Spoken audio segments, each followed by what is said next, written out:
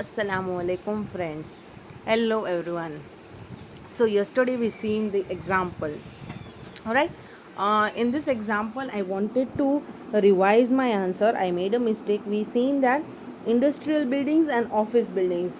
See, actually the nature of both buildings are different. So we need to group out them differently, right? So office buildings will be grouped under office buildings, and industrial buildings will be grouped out separately. So this way revolution model will be can be applied only to office buildings, and if you don't want to apply it to industrial buildings, there will be no problem because both are grouped out separately.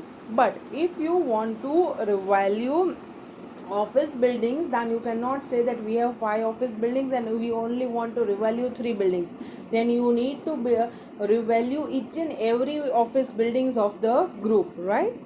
So that one answer I wanted to revise it, and that we have done, right? So now moving further with our today's lecture.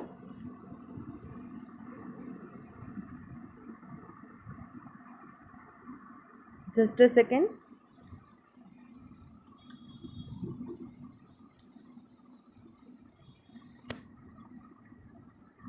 Frequency of revaluation.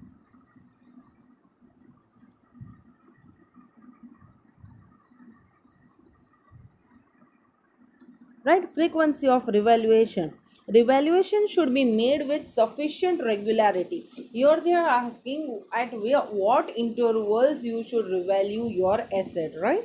So they say that at sufficient regularity you must revalue your property, plant, equipment, right? So to ensure that carrying amount does not differ materially that which would be determined using the fair value at balance sheet date. So as much you feel that how much regular you must be, you should see it, but you should see that the period interval you have taken for your revaluation must not be such that your carrying amount differs materially from your fair value, right? So this point you should keep in mind. Please highlight it. I am left out with this highlighting. See, it must not differ materially with the fair value. Your carrying amount must not differ materially with the fair value. Okay. Now, the frequency of revaluation depends upon the changes in fair values of your items of PPE. So आपका asset कितना ज़्यादा change हो रहा है, उसका market price है, जो market value है वो कितना ज़्यादा चेंज होता जाता है, उसका प्राइस कितना फ्लक्चुएट हो रहा है, उस हिसाब से you should fix out your period intervals for your revaluation, right? So when fair value of revalued asset differs materially from its carrying amount, a further revaluation is required. मानो आपने बोला कि हमारा एसेट हम 2-2 साल पे रिवैल्यू करेंगे, मतलब we will test for revaluation, तो आपने 2 साल का पीरियड इंटरवल रख दिया, लेकिन इन बिटवीन अगर ऐसा कुछ हुआ कि आपका कैरिंग अमाउंट से उसका फेयर वैल्यू बहुत ज़्यादा मटेरियली डिफर कर गया, then you need to further value it, right? So items of PPE now items of PPE experience significant and volatile change in fair value. Annual revaluations should be done. See, they say that if you feel that your asset is very much fluctuating, as I said कि उसका market price बहुत fluctuate कर रहा है, significant volatile changes उसमें आ रहे हैं, then you must keep annual revaluation, right? And otherwise अगर ऐसा कोई significant changes नहीं है तो you can keep an interval of 3 years, 5 years, right? Somehow like that. Now उन्होंने यही चीज़ आपको चार्ट में बना के दे दी है. You can refer this chart, right? Now further, determination of fair value. Fair value of items of PPE is usually determined from market based evidence. तो generally आपका fair value market में जो प्राइस चल रहा है, मार्केट से आपको जो एविडेंसेस मिल रहे हैं, उस हिसाब से आप अपना फेयर वैल्यू पीपीई का फिक्स करते हैं, राइट? तो normally you keep you appoint qualified valuers, right? जो वैल्यूएशन का काम करते हैं आप उसको अपॉइंट करते हैं और उसको बोलते हैं कि हमारे पीपीई का आप वैल्यूएशन करके दो, राइट? फेयर वैल्यूएशन करके दो, तो जनरली आप उसको अपॉइंट करते हैं. और अब ये यहाँ पे बात करते हैं कि जब कोई ऐसा नहीं अवेलेबल होता है।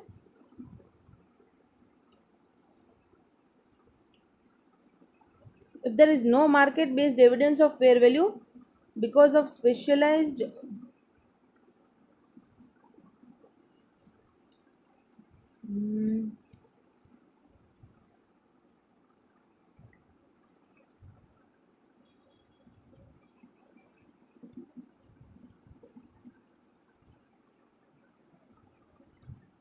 ठीक है। सो जब आपके पास मतलब मार्केट बेस्ड एविडेंस नहीं है या राइट के वैल्यूअर उसको वैल्यू ही नहीं कर सकता है, मार्केट में कोई एविडेंस आपको नहीं मिल रहा है significantly, then you must use income approach, right. So second option हमारा है इनकम अप्रोच।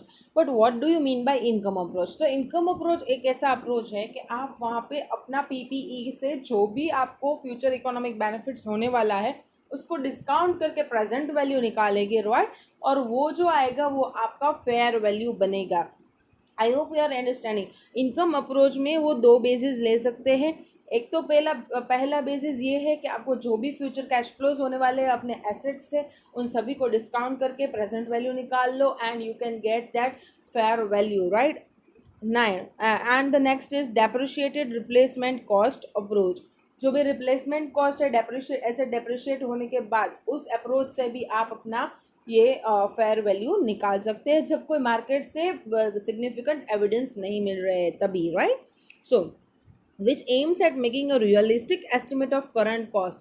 तो ये जो अप्रोच है इनकम अप्रोच आप यूज़ कर रहे हो वो उसका एम यही है कि आप रियलिस्टिक एस्टिमेट कर सके अपने करंट कॉस्ट का।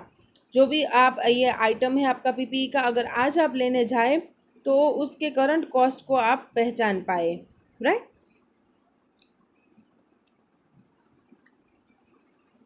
Now accounting treatment of revaluations.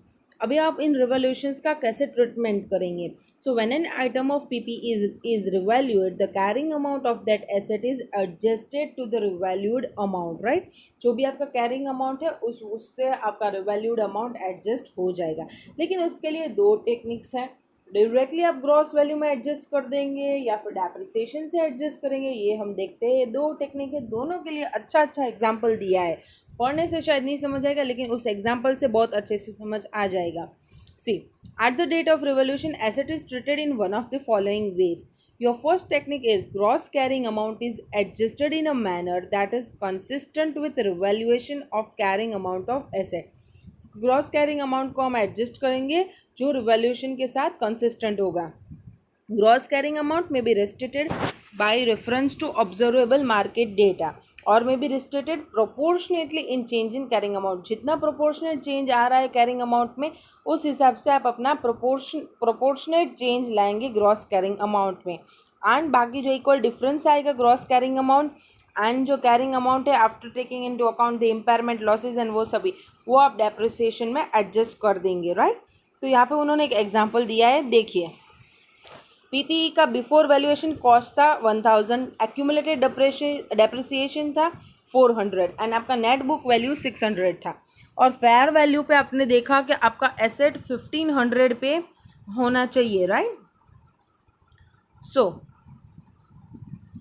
अभी आप देख सकते हैं रिवैल्यूएशन गेन आपका 900 है, ठीक है ना। तो इस 900 को आप कैसे एलोकेट करेंगे? प्रोपोर्शनेटली कॉस्ट एंड डेप्रिसिएशन में एलोकेट करेंगे। तो यू कैन सी के 1500, 600, 900, राइट। कैसे हुआ कि ये तो फेयर वैल्यू 1500 है तो आपका एसेट तो 1500 पे आ जाना चाहिए, लेकिन ये जो आएगा वो आप इसके प्रोपोर्शन में डालेंगे 1:4 के प्रोपोर्शन में अपोर्शन करेंगे। ये जो 900 है आप उसको 1:4 के प्रोपोर्शन में अपोर्शन कर देंगे, राइट। एंड उस हिसाब से आप देख सकते हैं 1500, 600 और आपका नेट पीपी आफ्टर वैल्यूएशन आ जाएगा। ग्रॉस कैरिंग अमाउंट 2500, बाकी सभी एडजस्ट हो जाएगा आपका डेप्रिसिएशन में, right. Now the increase on revaluation is 900, that is 1500 minus 600। Now your technique 2 is कि आप एक्यूमुलेटेड डेप्रिसिएशन को पूरा एलिमिनेट कर दिए। तो आप यहाँ पे एग्जांपल देखे, सी पहले हमारा 600 नेट बुक वैल्यू बेचता था और आपका अभी 1500 हो है, राइट। तो तो आप क्या करेंगे, अपना पीपीई को 1500 पे दिखा देगा, आपका ग्रॉस कैरिंग अमाउंट भी 1500 हो जाएगा, एक्यूमुलेटेड डिप्रिसिएशन नील हो जाएगा, ठीक है ना। तो आपका रिवोल्यूशन गेन कितना हुआ, कॉस्ट से 500, एक्यूमुलेटेड डिप्रिसिएशन से 400। तो आप ऐसे अपने को एडजस्ट कर सकते हैं, ठीक है। सो ये हुई दो टेक्निक्स, ज़्यादा इतना इंपॉर्टेंट नहीं था। अभी जल्दी से आगे बढ़ जाते हैं। ये रिवोल्यूशन का चार्ट दिया गया है, इंक्रीज डिक्रीज को कैसे आप ट्रीटमेंट देंगे, ये बहुत ज़्यादा इम्पॉर्टेंट है। सी, जब आप इंक्रीज होगा तो आप उसको रिवैल्यूएशन सरप्लस में डायरेक्टली क्रेडिट कर देंगे। ये रिवैल्यूएशन सरप्लस आपका ओनर्स फंड्स में दिखेगा, राइट। सो इंक्रीज का तो ये आपका हो गया रिवैल्यूएशन सरप्लस, लेकिन एक एक्सेप्शन है, जब सब्सिक्वेंटली इंक्रीज होता है। सी, ये एक्सेप्शन ऐसा है कि फर्स्ट टाइम आपने एक रिवैल्यूएशन किया तो आपका एसेट का रिवैल्यूएशन में एसेट का वैल्यू डिक्रीज हुआ था, अभी आप फिर से रिवैल्यूएशन कर रहे हैं बाद में थोड़े टाइम बाद, तो ये सब्सिक्वेंट रिवैल्यूएशन है आपका, फर्स्ट टाइम इनिशियल रिवैल्यूएशन नहीं है। तो जब आप सब्सिक्वेंटली उसको रिवैल्यू कर रहे हैं दूसरी बार, तब उसका एसेट का वैल्यू ज़्यादा आ रहा है, ठीक है ना। तो सब्सिक्वेंटली वैल्यू इंक्रीज हुआ, पहले डिक्रीज हो गया था लेकिन अभी वापस वैल्यू इंक्रीज हो गया है। तो ऐसे टाइम पे जब फर्स्ट इनिशियली डिक्रीज हुआ था, अभी सब्सिक्वेंटली इंक्रीज हुआ है, तो आप कैसे करेंगे, ये बहुत अच्छी बात है। तो पहले आप जितना रिवैल्यूएशन पहले डिक्रीज किया था उस अमाउंट से आप उसको प्रॉफिट एंड लॉस में डालेंगे। सी, उतनी अमाउंट से आप उसको प्रॉफिट एंड लॉस में रिवर्स करेंगे। पहले आपने प्रॉफिट एंड लॉस में जब डिक्रीज हुआ होगा तब आपने अपना लॉस दिखाया होगा, उतनी अमाउंट से आप अपना प्रॉफिट एंड लॉस में ये जो लॉस था उसको रिवर्स करेंगे, राइट। एंड बाकी का अमाउंट आप रिवैल्यूएशन सरप्लस में ले जाएंगे, उससे आगे अगर कुछ बच जाता है तो आप उसको रिवैल्यूएशन सरप्लस में ले जाएंगे, राइट। सो ये था आपका इंक्रीज वाला पार्ट। अभी हम देखते हैं डिक्रीज वाला पार्ट। अगर डिक्रीज होता है तो जनरली डायरेक्ट आप प्रॉफिट एंड लॉस में चार्ज कर देंगे, ठीक है। जैसे यहाँ पे आपने रिवैल्यूएशन सरप्लस में किया, वहाँ पे आप उसको प्रॉफिट एंड लॉस में चार्ज कर देंगे। यहाँ पे भी एक एक्सेप्शन है, अगर इनिशियली इंक्रीज हुआ था एंड सब्सिक्वेंटली डिक्रीज हो रहा है। सी, फर्स्ट इनिशियली आपने किया तो इंक्रीज आया था एसेट में, वैल्यू में, फिर वापस आपने रिवोल्यूशन किया तो अभी डिक्रीज आ रहा है, राइट। तो ऐसे टाइम पे आपको क्या करने का है, आपको अपना रिवैल्यूएशन सरप्लस को पहले रिवर्स मारने का है, ठीक है।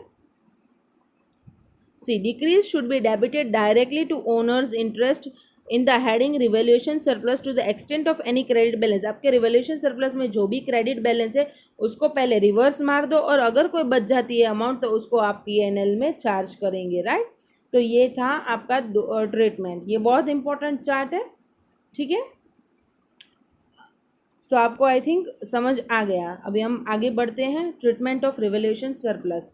जब रिवैल्यूएशन सरप्लस का ट्रीटमेंट क्या करेगा, अगर उसमें कोई बैलेंस बच गया है तो अगर आप होल सरप्लस को ट्रांसफ़र कब करेंगे, अगर जब भी एसेट रिटायर होगा या फिर डिस्पोज ऑफ हो गया, अभी एसेट रहा ही नहीं है तो उसके रिवैल्यूएशन सरप्लस का हम क्या करेंगे, तो हम उसको पूरा का पूरा ट्रांसफ़र कर देंगे, होलली उसको ट्रांसफ़र करेंगे। और पार्टली कब ट्रांसफ़र करेंगे वो भी उन्होंने बताया है। तो हो some of the surplus may be transferred as asset is used by an enterprise. जब भी एंटरप्राइज एसेट को यूज़ करेगा उस हिसाब से आप प्रोपोर्शनेटली डालेंगे। कैसे, in such a case amount of surplus transferred would be, ऐसे केस में आपको कितना डालने का है, depreciation on the basis of carrying amount, revalued carrying amount and depreciation on the basis of original cost. जो डिफरेंस आया वो आपको ट्रांसफ़र कर देना है रिवैल्यूएशन सरप्लस से, ठीक है। तो अभी ये जो भी अमाउंट हमने बोला कि हम ट्रांसफ़र कर देंगे रिवैल्यूएशन सरप्लस को, ट्रांसफ़र अगर रिटायर हो गया है या फिर डिस्पोज ऑफ हो गया तो होलली, पार्टली कब कि अगर वैल्यू हुआ है, दोनों डेप्रिसिएशन में डिफरेंस आ रहा है, उतनी अमाउंट से हम उसको ट्रांसफ़र कर देंगे। ट्रांसफ़र कहाँ करेंगे, रेवेन्यू रिजर्व्स में, राइट, प्रॉफिट एंड लॉस में नहीं, ठीक है। तो जो भी रेवेन्यू रिजर्व्स में ट्रांसफ़र करेंगे उसको प्रॉफिट एंड लॉस के थ्रू नहीं लाएंगे। तो इसका मतलब है कि आपको डायरेक्टली रिवैल्यूएशन सरप्लस को डेबिट करना है, right. Revaluation surplus debit to general reserve और रेवेन्यू रिजर्व व्हाटसोएवर, ठीक है। उसमें आपको प्रॉफिट एंड लॉस को नहीं बीच में लाने का है। आई होप यू हैव अंडरस्टूड। लेकिन कौन सी अमाउंट से, अगर डिस्पोज ऑफ हो गया तो पूरा का पूरा रिवैल्यूएशन सरप्लस डाल देने का है, जितना भी बैलेंस बचा है। और अगर आपने रिवैल्यूएशन किया है, दोनों डेप्रिसिएशन में डिफरेंस आ रहा है, उतनी अमाउंट से ही आप उसको ट्रांसफ़र करेंगे, right. I hope you are clear with it. So यहाँ पे हमने पीपीई की जनरली बेसिकली सभी बात को हमने देख लिया, रिवैल्यूएशन, रिकग्निशन। अभी एक पॉइंट बाकी रहा है, डी रिकग्निशन, मतलब कि जब आप डिस्पोज ऑफ कर रहे हो या फिर वो एक्टिव यूज से निकल चुका है तब की बात है। यहाँ पे मॉड्यूल में अभी तो डायरेक्टली डेप्रिसिएशन का पॉइंट खड़ा हो जाता है। डी रिकग्निशन का बाद देखो यहाँ पे रिटायरमेंट और वो सभी अब आ रहा है, रिटायरमेंट है। फिर यहाँ पे आएगा आपका, आप देख सकते हैं, अकाउंटिंग ट्रीटमेंट डिस्पोज ऑफ करने का। सो ये एक ही पॉइंट हमारा बचता है, तो हम पहले बीच में जैसे ही डेप्रिसिएशन आ रहा है लाइन में, हम उसको देखते चलते हैं फिर आगे बढ़ते हैं। So starting with depreciation, depreciation method. Generally जो भी आइटम्स ऑफ पीपीई है, जो भी सिग्निफिकेंट है टोटल आइटम्स से, उन सभी को आप रिकॉग्नाइज करेंगे और उसको डेप्रिसिएशन चार्ज करेंगे, राइट। तो उनका डेप्रिसिएशन सेपरेटली कैलकुलेट होगा। So example, it may be appropriate to depreciate separately the air frame and engines of aircraft whether owned or subject to a finance lease. तो यहाँ पर उन्होंने बोला है कि एरोप्लेन आपका एक एसेट है, लेकिन जो एयर फ्रेम्स है या फिर उनका इंजन है, आप उसको डेप्रिशिएट कर सकते हैं सेपरेटली, क्योंकि उनकी वैल्यू टोटल एरोप्लेन से सिग्निफिकेंट है, right. Now is grouping of components possible, right. अभी वो लोग बोल रहे हैं कि क्या हम ग्रुपिंग कर सकते हैं। जी हाँ, अगर useful life and method of depreciation same है, तब जाके आप उन सभी एसेट्स को ग्रुप करके एक कंपोनेंट बना सकते हैं जिनमें आप डायरेक्टली डेप्रिसिएशन चार्ज करेंगे, राइट। फिर उनका अकाउंटिंग ट्रीटमेंट क्या है कि आप डायरेक्ट डेप्रिसिएशन को कहाँ चार्ज करेंगे, प्रॉफिट एंड लॉस स्टेटमेंट में, right. So examples of exception, यहाँ पे एक एक्सेप्शन है, depreciation on manufacturing plant and equipment is included in the cost of conversion of inventories as per AS2। AS2 बोलता है कि आपने जो भी डेप्रिसिएशन प्लांट एंड मशीनरी पे लिया है वो आप कॉस्ट ऑफ कन्वर्जन में डालेंगे, क्योंकि एक्चुअली ये फैक्ट्री कॉस्ट है, फैक्ट्री में प्रोडक्शन में यूज़ किया है, तो वो कन्वर्जन कॉस्ट में आपका डेप्रिसिएशन इंक्लूड होगा। और AS26 बोलता है कि depreciation of PPE used for development activities may be included in cost of intangible assets recognised in accordance with AS26। यहाँ पे वो बोलते हैं कि अगर किसी डेवलपमेंट एक्टिविटीज़ में आपने अपना पीपीई को यूज़ किया है, तो उस पर जो डेप्रिसिएशन है वो आप इंटेंजिबल एसेट के कॉस्ट में रिकॉग्नाइज करेंगे। तो यहाँ पे दो एक्सेप्शंस हैं, AS2 और AS26 थोड़ा सा डिफरेंट बोलते हैं कि कब कब कौन से सिचुएशंस में आपको डेप्रिसिएशन किसी और जगह पे रिकॉग्नाइज करने का है। You can highlight this points, right. Now आगे what is depreciable amount. Depreciable amount क्या होता है, जो भी एसेट का कॉस्ट है लेस इट्स रेसिडुअल वैल्यू, वो होता है डेप्रिशिएबल अमाउंट, ठीक है। और ये डेप्रिशिएबल अमाउंट सिस्टमेटिक बेसिस पे एलोकेट होता है over its useful life, right. Now we have an illustration. Entity A has a policy of not providing for depreciation on PPE capitalized in the year until the following year, but provides a full year's depreciation in year of disposal of asset. Is this acceptable? तो वो बोल रहे हैं कि ये entity ए है, वो क्या करते हैं, अपने पीपीई को कैपिटलाइज करते हैं, लेकिन ये अपने पीपीई पे डेप्रिसिएशन फुल ईयर का चार्ज नहीं करते। लास्ट में जाके जब भी जिस साल भी एसेट को डिस्पोज ऑफ करते हैं उस वक्त डेप्रिसिएशन चार्ज करते हैं। क्या ये एक्सेप्टेबल है? तो आपका ही जवाब आप दीजिए कि नहीं, ये एक्सेप्टेबल नहीं है। क्यों? क्योंकि डेप्रिसिएशन क्या है, सिस्टमेटिक बेसिस पे हम एलोकेशन कर रहे हैं टोटल ओवर यूजफुल लाइफ में। वाई सो? क्योंकि डेप्रिसिएशन एक ऐसी चीज़ रिफ्लेक्ट करता है कि आपने अपना एसेट कितना कंज्यूम किया अपने बिजनेस में, या फिर उससे कितना फ्यूचर इकोनॉमिक बेनिफिट्स कौन से प्रोपोर्शन में आपको फ्लो हुआ, ये आपका डेप्रिसिएशन रिफ्लेक्ट करता है। So it is not at all acceptable कि आप एट लास्ट में पूरा डेप्रिसिएशन चार्ज कर दें, राइट। सो जब भी आपका एसेट यूज़ के लिए अवेलेबल हो जाए, it is ready for use, you can use it, you can put to use, right. तो जब से ये अवेलेबल हो जाए तब से आपको डेप्रिसिएशन कमेंस कर देना होगा। सो ये this was the answer, I have highlighted that main points, you can do the same. Now moving further, review of residual value and useful life. थोड़ा सा रेसिडुअल वैल्यू और यूजफुल लाइफ पर discussion कर लेते हैं। What is useful life and what is residual value. मैं अपने chart में आपको ले जाती हूँ। सी, मैंने ये पूरा चार्ट बना के रेडी कर लिया है। सेकंड चार्ट हमारा है ये AS10 का। यहाँ पे हमने जो फ्रीक्वेंसी ऑफ रिवोल्यूशन वाला टॉपिक देखा, ठीक है ना, अकाउंटिंग ट्रीटमेंट देखा रिवोल्यूशन का, फेयर वैल्यू का डिटर्मिनेशन, रिवोल्यूशन सरप्लस का ट्रीटमेंट देखा, राइट। रिवोल्यूशन इंक्रीज डिक्रीज वाला चार्ट देखा। अब ये रिटायरमेंट और डी रिकग्निशन हम अभी देखेंगे। आगे यहाँ पे आए डेप्रिसिएशन की बात। मैंने डेप्रिसिएशन का मीनिंग लिखा, डेप्रिशिएबल अमाउंट का भी। अभी हम थोड़ा सा समझ लेते हैं useful life and residual value का मीनिंग, उसके बाद हम उसके रिव्यू पे आते हैं। तो यूज़फुल लाइफ क्या है? वो period that is expected for a normal use of asset, कि आप ये एसेट अपने बिजनेस में 6 साल चला पाएंगे, तो that is the useful life of your asset. मानो आपने एक प्लांट एंड मशीनरी खरीदा, तो आपका एक नॉर्मल एक्सपेक्टेशन है कि आप अपने फैक्ट्री में इस प्लांट एंड मशीनरी से प्रोडक्शन 8 साल तक कर पाएंगे, तो that will be the useful life, ठीक है ना। सो एन एक्सपेक्टेशन कि आप कब तक अपना एसेट यूज़ कर सकते हैं, या फिर कितना आउटपुट आपका प्रोडक्शन का इससे निकलेगा, कौन से साल तक कितना नंबर ऑफ यूनिट्स इससे निकलेगा, वो भी आपका एक्सपेक्टेड यूज़फुल लाइफ बन जाता है, राइट। तो ये था यूज़फुल लाइफ का मीनिंग। अभी बात चलते हैं रेसिडुअल वैल्यू का। रेसिडुअल वैल्यू वो है, राइट, कि अगर आप एसेट को डिस्पोज ऑफ करने जाओ तो कौन मतलब कितनी अमाउंट रिकवर होगी, लेकिन कब आप डिस्पोज ऑफ करेंगे? At the end of the useful life. और ये एस्टिमेट कब निकालेंगे? At the Inception. सी, ये बहुत काम की चीज़ है। एट स्टार्टिंग ऑफ स्टेज आप एक एस्टिमेट निकाल रहे हैं कि आज मैं यहाँ पे खड़ा हूँ, लेकिन 8 साल का यूज़फुल लाइफ है। 8 साल के बाद अगर मैं इस एसेट को डिस्पोज ऑफ करने जाऊँगा तो मुझे कितना अमाउंट रिकवर होगा, that is to be termed as residual value, right. So ये हुआ रेसिडुअल वैल्यू। अभी इनके रिव्यू की बात करते हैं। दोनों ही एस्टिमेट है, आप यहाँ पे समझ सकते हैं।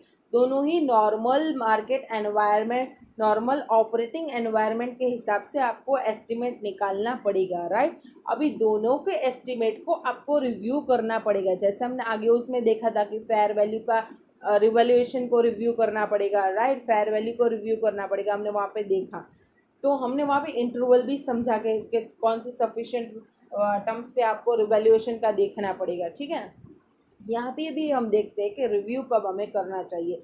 तो residual value and useful life को जनरली हर साल के बाद आपको देख at the end of each financial year आपको देखना चाहिए, ठीक है ना। आपका जो भी रिपोर्टिंग पीरियड है उसके एंड में आपको एक बार वो एस्टिमेट्स को चेक कर लेना चाहिए कि वो एस्टिमेट्स अभी भी करेक्ट है या नहीं। लेकिन अगर उसमें कोई चेंज आता है तो आपको उस चेंज को कैसे अकाउंट फॉर करना है, तो अकाउंटिंग उसका होगा AS5 के हिसाब से। ये अभी आपको यहाँ पे नहीं है, आपका शायद ग्रुप 2 में ये AS कवर हो जाता होगा। तो उस AS5 के हिसाब से ये आपका चेंज इन अकाउंटिंग एस्टिमेट होगा, और उस हिसाब से आपको इसका अकाउंटिंग करना रहेगा, ठीक है ना। दोनों ही useful life and residual value generally basically आपको हर साल के एंड में इसका रिव्यू करना चाहिए, ठीक है।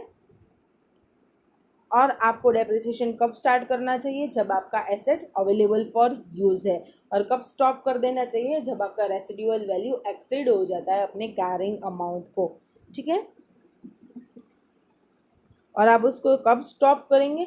जब आपका एसेट डी रिकॉग्नाइज होगा या फिर एक्टिव यूज से रिटायर हो जाता है, विच एवर इज़ अर्लियर, उस वक्त आप अपना ये डेप्रिसिएशन चार्ज स्टॉप कर देंगे। सो ये था हमारा डेप्रिसिएशन का थोड़ा सा टॉपिक। मैंने यहाँ पे वो सभी मीनिंग्स ले लिए ताकि आपको एक बेसिक आइडिया आ जाए, राइट, कि यूज़फुल लाइफ क्या है, रेसिडुअल वैल्यू क्या है, और उनके रिव्यू की भी बात हो गई। बढ़ते हैं आगे एक इलस्ट्रेशन पे।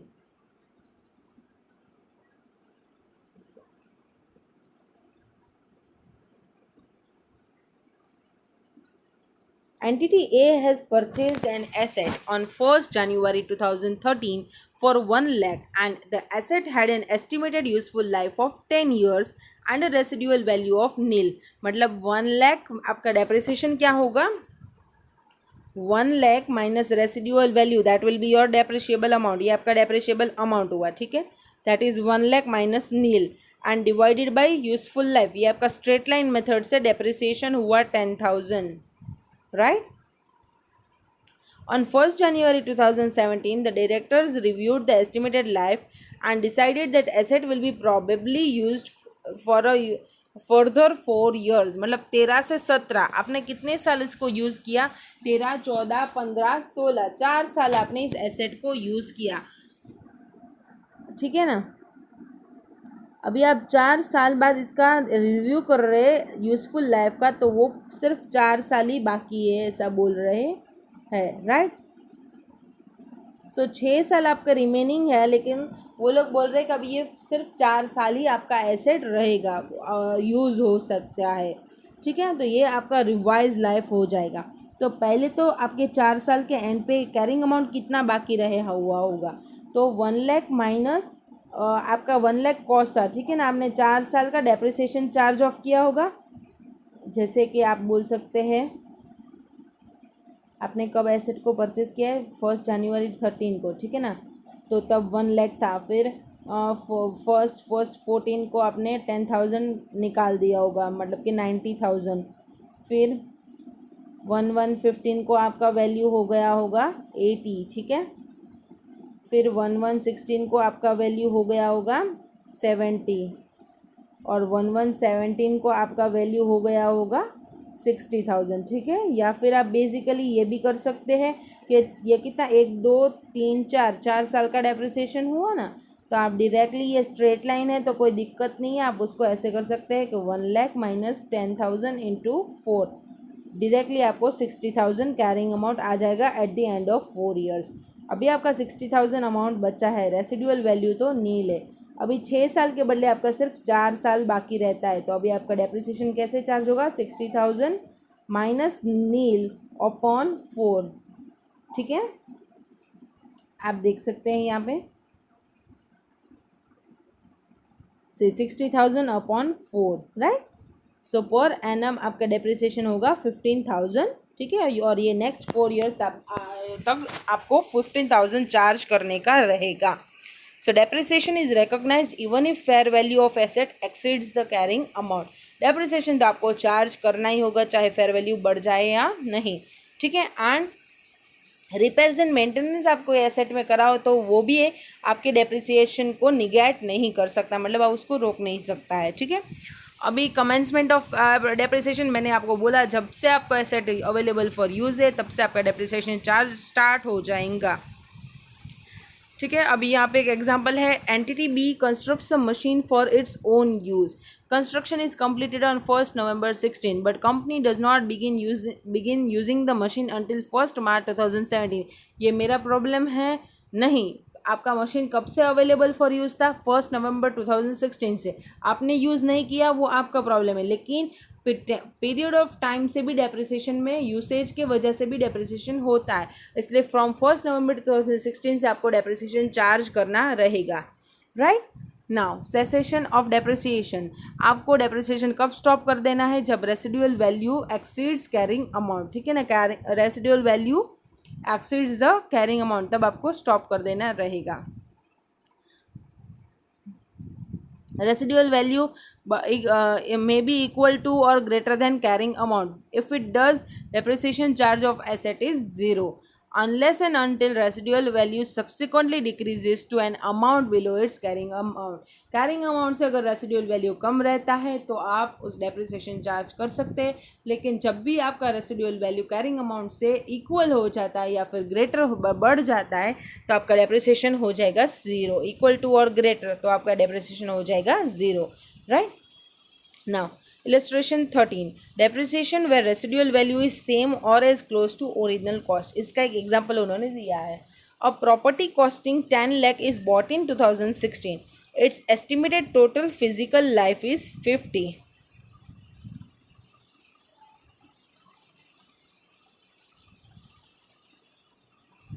50 years. However, company consider it likely that it will sell the property after 20 years. तो 20 years उसका हो गया. Estimated residual value in 20 years time based on 2016 prices is A 10 lakh, B 9 lakh. C. Now company considers that residual value based on prices prevailing at the balance sheet date will equal the cost. There is therefore no depreciable amount and depreciation is correctly zero. आपको बोला कि अब अगर आपका residual value cost के equal होगा, right, तो आपको कॉस्ट के इक्वल या ज़्यादा होगा तो आपका डेप्रिसिएशन नहीं आएगा. यहाँ पे आपका कॉस्ट है 10 लाख, आपका रेसिडुअल वैल्यू भी है 10 लाख, ठीक है. आपका ये रेसिडुअल वैल्यू, ये कॉस्ट, ये एक्सीड या इक्वल्स हो जाए तो आपका डेप्रिसिएशन नील हो जाएगा, ठीक है. आप देख सकते हैं आपका डेप्रिशिएबल अमाउंट भी कुछ नहीं बचेगा. See 10 lakhs minus 10 lakhs that is nil, ठीक है ना. तो आपका डेप्रिशिएबल अमाउंट भी कुछ नहीं बचेगा.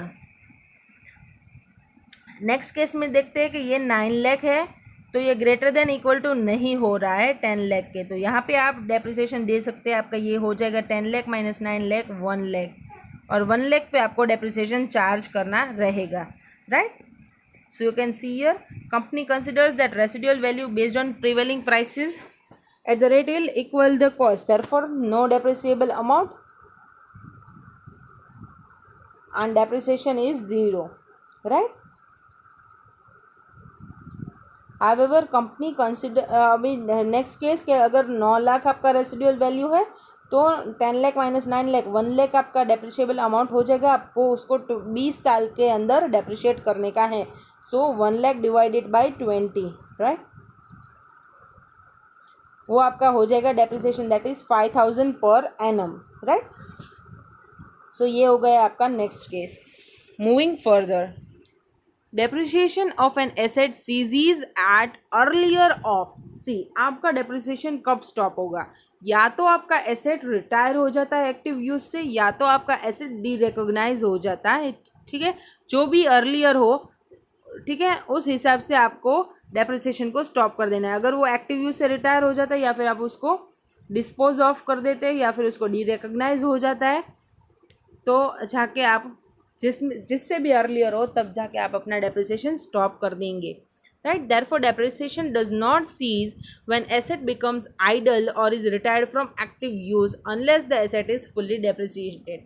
अगर फॉर सम टाइम आपका एसेट आइडल रह जाता है तो या फिर एक्टिव यूज से रिटायर हो जाता है, लेकिन जब तक आपका एसेट पूरा का पूरा डेप्रिशिएट नहीं होता है तब तक आपको डेप्रिसिएशन चार्ज करना है, ठीक है.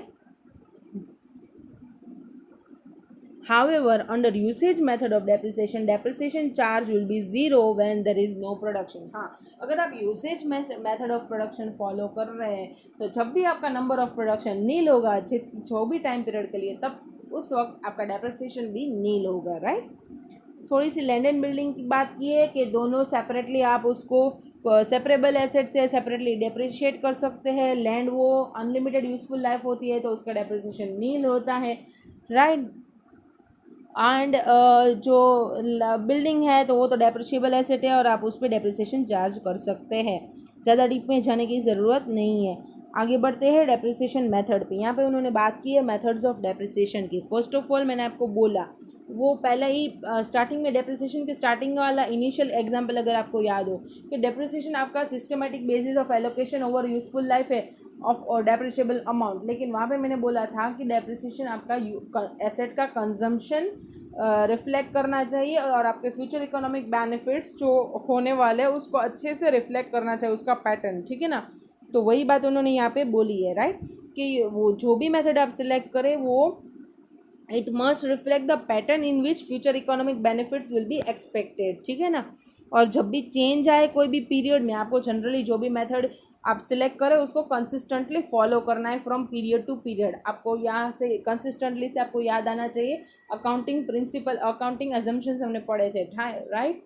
कंसिस्टेंसी, तो वहाँ पे कंसिस्टेंसी आप समझ सकते हैं कि आपको अगर याद आ जाए तो कंसिस्टेंसी मतलब कि जो भी अकाउंटिंग पॉलिसी आप फॉलो करें उसको हर साल सेम पॉलिसी को फॉलो करना है. आज मैंने स्ट्रेट लाइन मेथड से डेप्रिसिएशन दिया, कल मतलब नेक्स्ट ईयर मैंने WDV यूज़ किया, फिर नेक्स्ट ईयर मैंने यूसेज मेथड यूज़ किया, फिर next year straight line use किया। ऐसा नहीं कर सकती। आज डिसीजन लिया स्ट्रेट लाइन, तो सालों साल तक मुझे स्ट्रेट लाइन यूज़ करना है, राइट। एक्सेप्ट कि ऐसा कोई चेंज है, उसके भी रीजंस थे हमारे पास, राइट। तो वहाँ पे भी मैंने ये डेप्रिसिएशन की मेथड वाला एग्जांपल लिया था।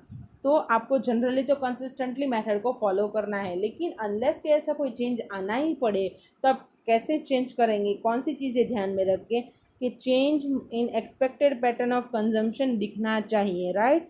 चेंज इन इकोनॉमिक बेनिफिट्स जो आने वाला है उसके पैटर्न में वो दिखना चाहिए, और चेंज स्टैचू के हिसाब से होना चाहिए जो बेस्ट रिफ्लेक्ट कर सके आपके एसेट के कंजम्पशन को, ठीक है।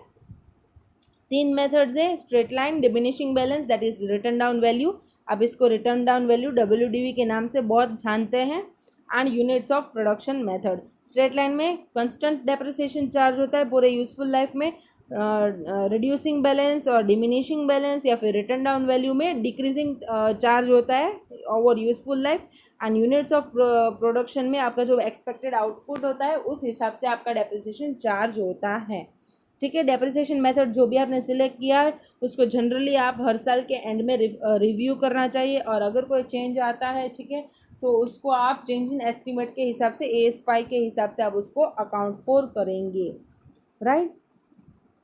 So I hope you are clear. थोड़ा सा ही टॉपिक हमारा डेप्रिसिएशन का बाकी है सिर्फ।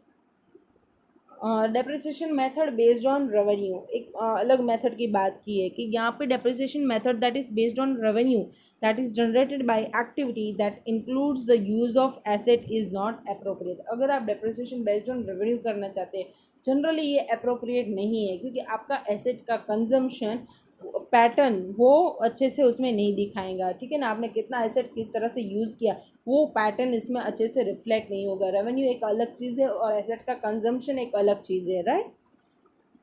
एक एग्जांपल है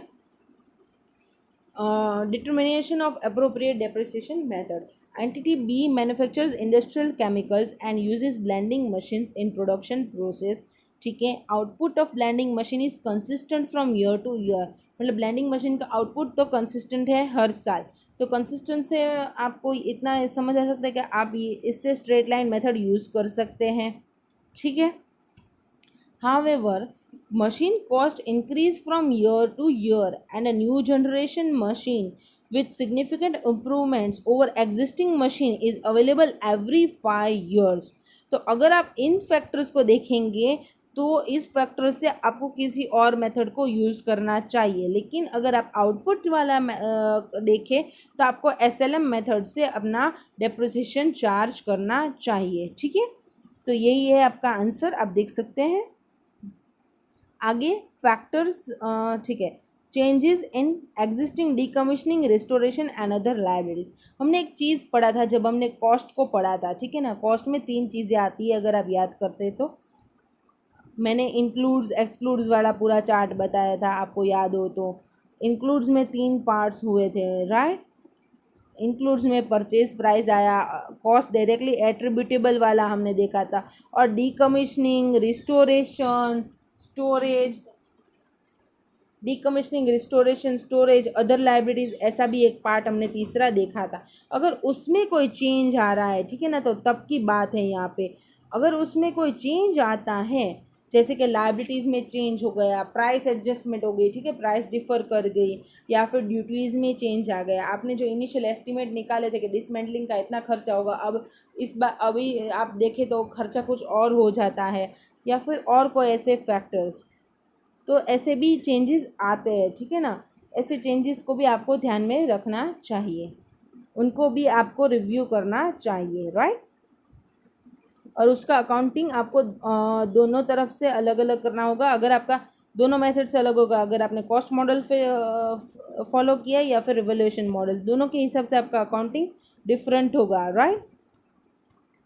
see if related asset is measured using cost model, तो जो भी चेंज इन लायबिलिटीज है आप उसको ऐड या डिडक्ट कर सकते हैं कॉस्ट ऑफ एसेट से डायरेक्टली, राइट। और if an adjustment Enterprise should consider that this is an indication that new carrying amount of asset may not be fully recoverable. ठीक है ना, अगर एडिशन कुछ है एसेट में तो एंटरप्राइज को देखना चाहिए कि आपका new carrying amount of asset है वो फुल्ली रिकवरेबल नहीं होगा, राइट। और अगर ऐसा है कि एडिशन ऐसा हो रहा है, ठीक है ना, तो आपको देखना चाहिए, इम्पेयरमेंट वाला टेस्ट आपको कर लेना चाहिए। और अगर आपने रिवैल्यूएशन मॉडल फॉलो किया है तो आपको रिवैल्यूएशन सरप्लस में डेफिसिट को रिकॉग्नाइज करना रहेगा, ठीक है ना। डायरेक्टली आपको अगर डिक्रीज है तो रिवैल्यूएशन सरप्लस में देख लेना होगा, और अगर इंक्रीज इन लायबिलिटी है तो उसको आप प्रॉफिट एंड लॉस में रिकॉग्नाइज करेंगे, right. Exception, it should be debited directly to revaluation surplus to extent of any credit balance. तो ठीक है, अगर इंक्रीज इन लायबिलिटी है तो जो भी रिवैल्यूएशन सरप्लस का बैलेंस है उसको यूज़ करके बाद में प्रॉफिट एंड लॉस में चार्ज कर सकते हैं, राइट। सो ये था आपका चेंज इन लायबिलिटीज़। अगर ऐसी आती है तो ऐसी अमाउंट्स को आप अपने एसेट में कैसे एडजस्ट करें। सिचुएशंस ऑफ अकाउंटिंग यहाँ पे बताई है कि आपको कौन से सिचुएशंस में कौन से पीपीई के कौन से सिचुएशंस में अकाउंटिंग करना रहेगा, राइट। तो इम्पेयरमेंट जब होता है तो आप उसको AS 28 के हिसाब से अकाउंटिंग करेंगे। डी रिकॉग्निशन होता है रिटायरमेंट फ्रॉम यूज, तो AS 10 ने बताया है। कंपेंसेशन फ्रॉम थर्ड पार्टीज, तो आपको उसको देखना होगा, जो भी प्रॉफिट एंड लॉस रिसीवेबल के टाइम पे आता है उसको आपको अकाउंट फॉर करना रहेगा। और जब भी आपको पीपीई को परचेज करते हैं, कंस्ट्रक्ट करते हैं, रिस्टोर करते हैं, तो आप AS 10 का यूज़ करेंगे अकाउंटिंग करने के लिए, राइट। वो इतना ज़्यादा इम्पोर्टेंट नहीं है, लेकिन हमने एक दफ़ा देख लिया। Next, illustration 15. Entity A carried plant and machinery in its books at 2 lakh. They were destroyed in fire. Assets were insured. New for old were replaced by insurance company with new machines that cost 20 lakhs. Machines were acquired by insurance company and company did not receive the 20 lakhs as cash compensation. State how entity should recognize for. पहले तो आपने उसको receivable दिखाया होगा, और जो भी gain होता है अगर वो वर्चुअली सर्टेन है तो ही आप उसको रिकॉग्नाइज करेंगे एज पर AS 29, ठीक है ना। और जो भी लॉस होता है आप उसको प्रॉफिट एंड लॉस में दिखा देंगे डी रिकॉग्निशन की वजह से, राइट। सो ये हो गया आपका एक एग्जांपल। अभी रिटायरमेंट और डी रिकॉग्निशन का मेन पॉइंट जो रह गया था वो बात कर लेते हैं। Items of PPE retired from active use and held for disposal.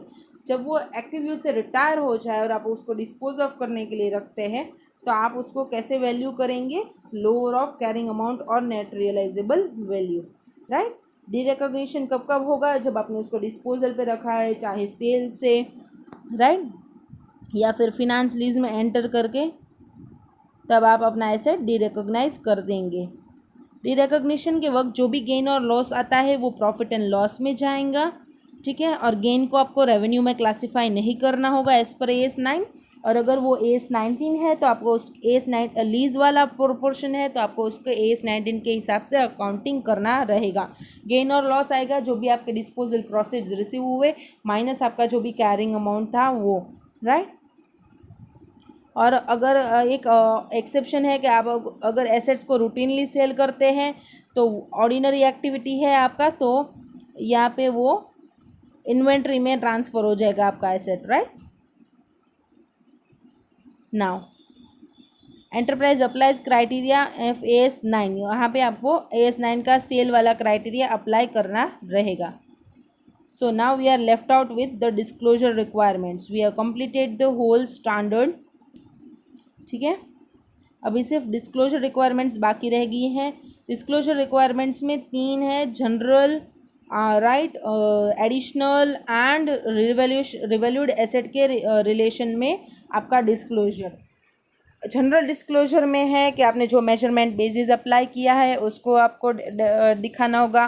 Depreciation method कौन सी यूज़ की, यूज़फुल लाइफ, डेप्रिसिएशन रेट कौन सा यूज़ किया, ग्रॉस कैरिंग अमाउंट आपका स्टार्ट में कितना था, एंड में कितना था, एक्यूमुलेटेड डेप्रिसिएशन आपका स्टार्ट में कितना था, एंड में कितना था, और रिकैंसिलेशन आपका जो भी एडिशन हुआ है, ठीक है, उन सभी का आपको एक रिकन्सिलेशन दिखाना पड़ेगा, ठीक है।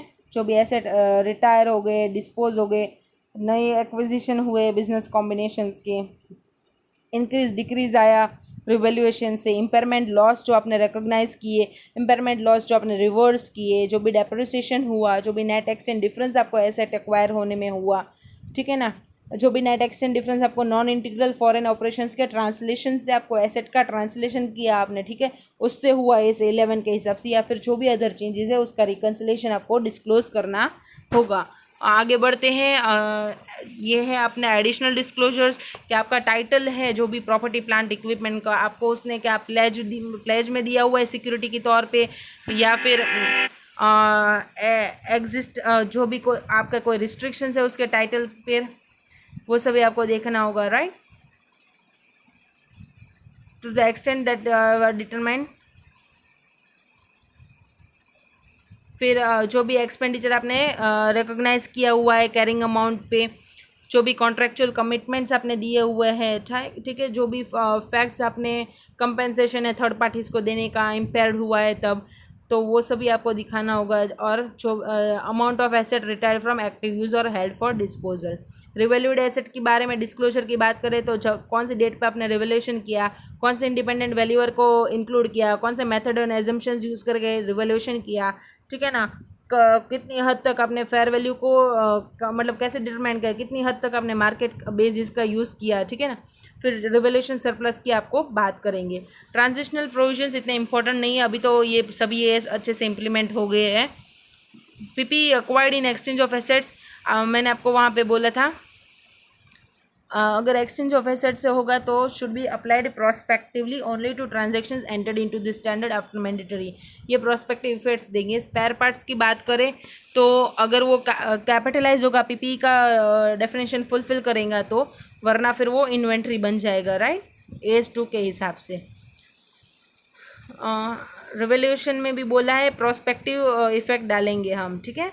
सो यहाँ पे हमारा स्टैंडर्ड ख़त्म होता है। ये पूरा ट्रांजिशनल प्रोविजंस था, इतना ज़्यादा इंपॉर्टेंट नहीं है, अब तो पूरा अच्छे से स्टैंडर्ड अप्लाई हो गया है। So I am covering my whole standard year.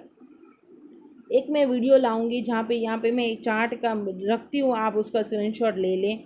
लेकिन आई वुड से कि हम एक पूरा अच्छे से ये लाएंगे। मैं एक पूरा वीडियो लाऊंगी जिसमें मैं पूरा सा अच्छे से समझाऊंगी, रिवाइज करवा दूंगी ये पूरा स्टैंडर्ड, क्योंकि इतने सारे कॉन्सेप्ट्स थे, राइट, और पूरा हमारा ऐसे ब्रश एक साथ इकट्ठा हो गया है।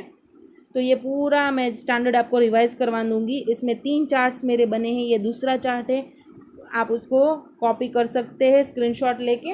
फिर हम जल्दी से एक नेक्स्ट वीडियो में पूरा जल्दी से एक रिवीजन डाल देंगे पूरे AS10 पे। आई होप सभी कॉन्सेप्ट्स आपको समझ आए गए। हाँ, थोड़े इतने सारे कॉन्सेप्ट्स थे तो थोड़ा अभी एक मर्ज करके रिविजनरी वीडियो में डाल दूँगी, राइट। So thank you.